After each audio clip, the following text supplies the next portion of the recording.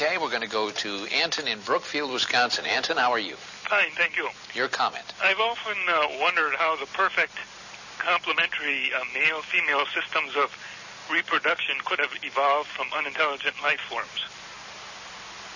You know, Anton, not only is that a good question, but also the point is if evolution occurred, it'd have to be simultaneous evolution of both species at the same time. Right.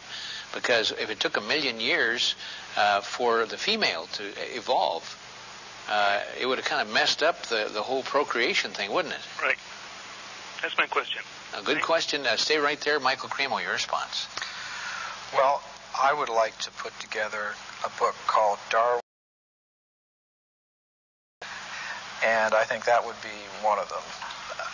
You can just look at so many examples of complex structures and behaviors in different creatures, whether it's how the spider learned to spin its web, or how our human reproduction system came about, or any of these things.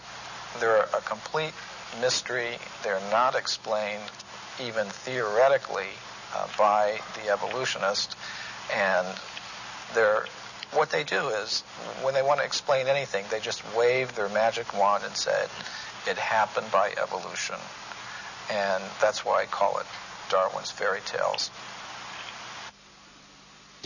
Well, I think it's time to begin to look at the implications of all of this. I can assure our audience that you have hundreds of similar cases, and obviously you are inspired by a religious tradition, as we mentioned. That's correct. Earlier. You're a student of the Hindu Vedantic tradition.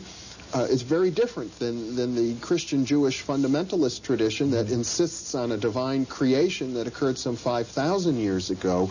The Hindu view of time is not linear as Western, as we Westerners conceive of time. It doesn't start with a big bang and end with a whimper. Right. It's cyclical, isn't it? Yes. The basic pattern is cyclical. And this is actually the subject of a presentation I shall be making in New Delhi to the World Archaeological Congress called Puranic Time and the Archaeological Record. Mm-hmm. And the concept of time that you do find in the Puranas is, in fact, cyclical. Now, what might one predict from that?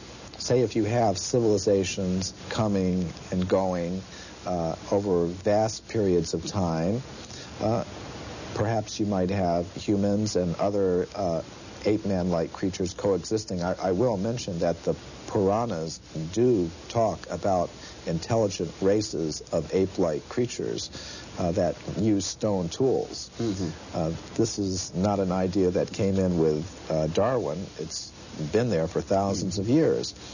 Now, what might one predict from that?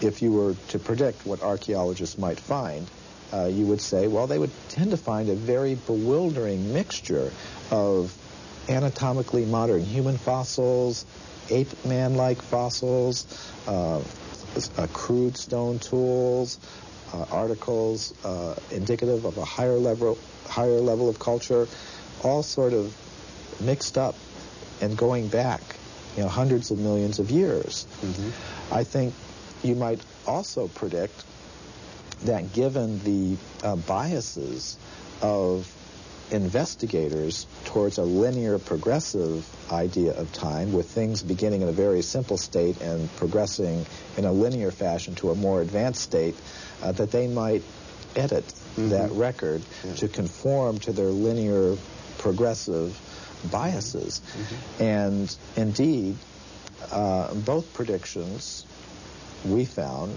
in our investigations do come true. You actually do have that very bewildering, mixture of